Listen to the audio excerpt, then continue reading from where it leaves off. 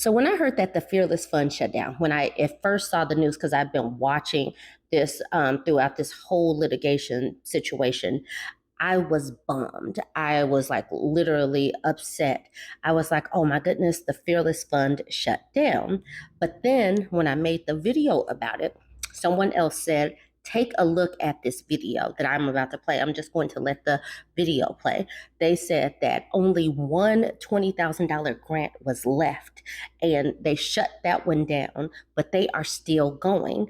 And this lady, Ariane Simone, the co-founder and CEO, she let us know that they are still giving out millions of dollars in grants, and they were still working and giving out grants during this whole process. So I am very happy that someone told me to go and find this video. I'm about to play it for y'all. Go ahead and watch this. For more than a year, the Fearless Fund, we first told you about it, a venture capital firm that invests in female entrepreneurs of color, has shut down one of its grant programs as part of a legal settlement. Now, the firm, you may recall, was sued last year by the American Alliance for Equal Rights. The conservative group had claimed the program was in violation of the Civil Rights Act because it was only open to Black women. Well, on Wednesday, both sides reached a settlement agreeing to dismiss the case and end the program. This case comes after a federal appeals court ruling in June ordering the program to be suspended. So according to the Fearless Fund, less than 0.5% of venture capital funding goes to businesses led by women of color. Only on CBS Mornings, you know, we love when that happens. Its founding partner and CEO, that's Ariane Simone, is here. This is her first interview since the settlement. Good to have you back, Ariane. Oh, thank you for having me. Great to have you back. Because I heard you say the other day that the settlement, you consider this a win for you. Most people hear that and go, how is that a win? You have to shut down your program. This is definitely a win for us. It was actually my idea. Oh. In the big scheme of things, we deploy millions of dollars. The one grant program that was in this case had already been at its conclusion when we got sued. There was only one $20,000 grant left to award. Okay. All the money from that program had already been deployed. Just one grant left. So if we have to forego that one grant to stay in business to deploy millions, that is definitely a win. So you're saying you always remained in business, didn't you? We've Even been while in this business litigation the entire was going. time during the litigation. Now, don't get me wrong. Being in business during litigation definitely has its bumps and bruises, but we have invested during this whole process. We've been deploying grants this whole process. We were deploying grants just about 2 weeks ago at a big event called Fearless Moguls. We have been operating fully functioning, yes. But on the principle, though, I mean, this is a fund for Black women. The disparity is real. The underrepresentation Numbers is don't real.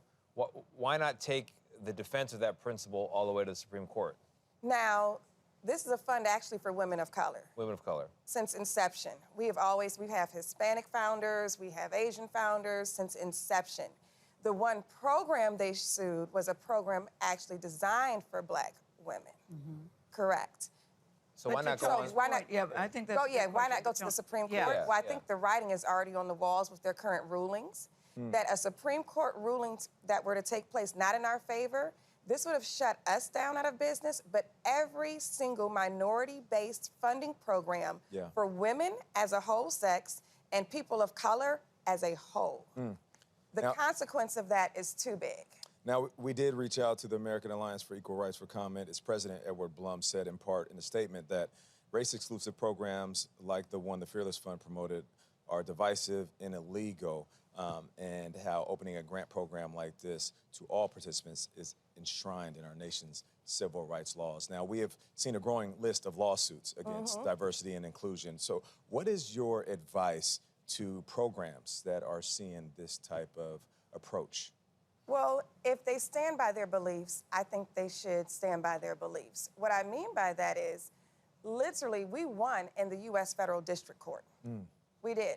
We only lost the appeal, but we actually won the preliminary injunction in the federal court case. But what is it that you understand about this issue that others don't? Why you think that this is so crucial? We know about the disparity, but what else is your message here today?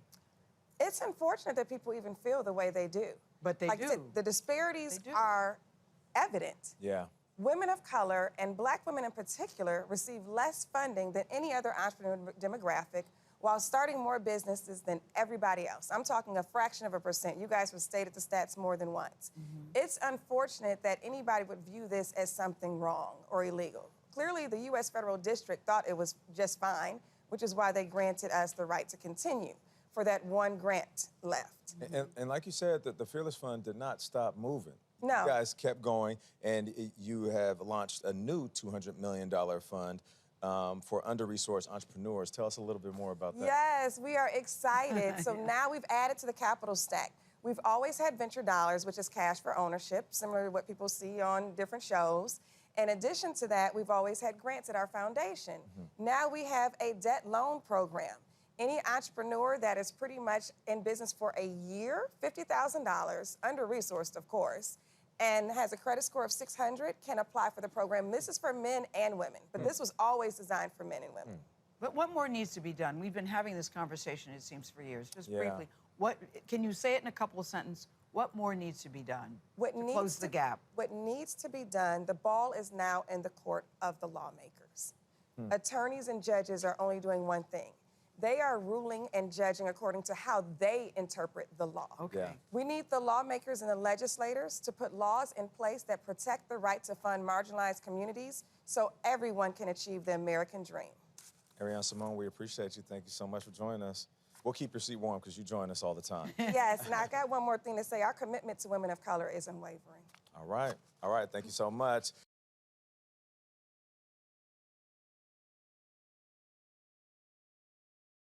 More fallout from the fall of Roe. Tube tying rose after Roe v. Wade was overturned, especially in states that have strict bans, study says. More women chose to have their tubes tied after Roe v. Wade was overturned in 2022, a new study shows, and the biggest increases were in states that have those strict bans. A research letter published Wednesday in JAMA examined insurance claims from 2021 and 2022 for around 4.8 million women who got tubal ligations, which are surgeries to close the fallopian tubes so the patient can no longer get pregnant. The data came from 36 states and DC, and the researchers categorized these places as banned, limited, or protected based on their spermorphin policies. In the 18 months before the Dobbs decision that overturned Roe v. Wade in late June 2022, tubal ligations remained stable in all three groups of states. But in the latter half of 2022, the procedure rose in all three groups. Researchers also looked at sustained change in the numbers over time, finding that tubal ligations rose by 3% each month in banned states. It's not entirely surprising given the changes to laws, says Zhao Zhu, lead author of the research letter and associate professor at reproductive sciences at Columbia University's Villagos College of Physicians and Surgeons.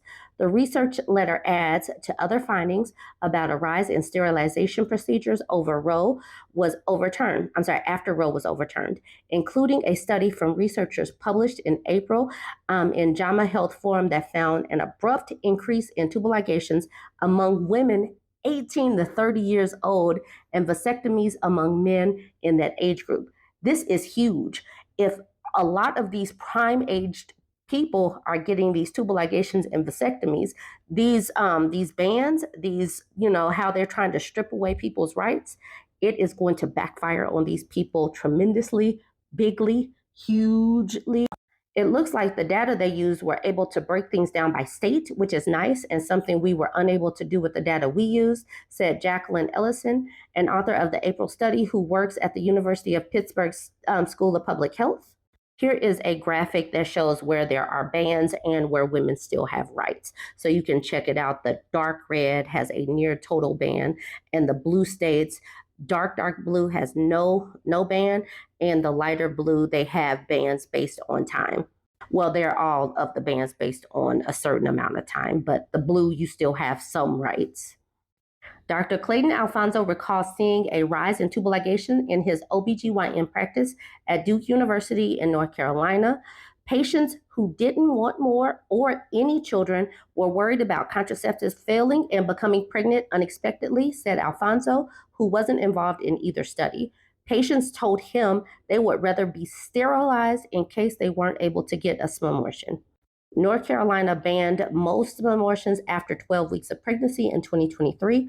Alfonso said the number of patients seeking tubal ligations has fallen a bit, what he suspects happened when people became more certain about local laws. He also said he'd like to see research on what happens past 2022, given the ever evolving landscape. Zhu said her team is interested in doing a study when the data becomes available.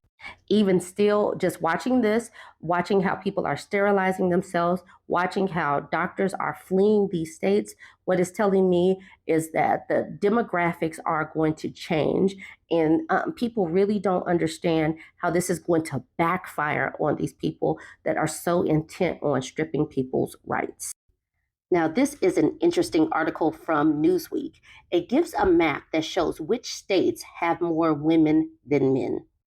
While the national ratio of men to women is generally close, there are some states where the balance tips noticeably. The new analysis by Newsweek gives insight into what lies behind America's demographic makeup. Analyzing the male to female ratios across different regions offers valuable insights into demographic patterns, social dynamics, and the potential impact on various areas of society, including labor markets, healthcare systems, and dating trends. Disparities in states' gender weightings could also carry electoral consequences given the differing priorities men and women hold when it comes to casting their ballots. The ratio of men to women in the United States varies across the states, ranging from around 90 to 110, with most states boasting a male to female ratio below 100, given the slightly higher American female population.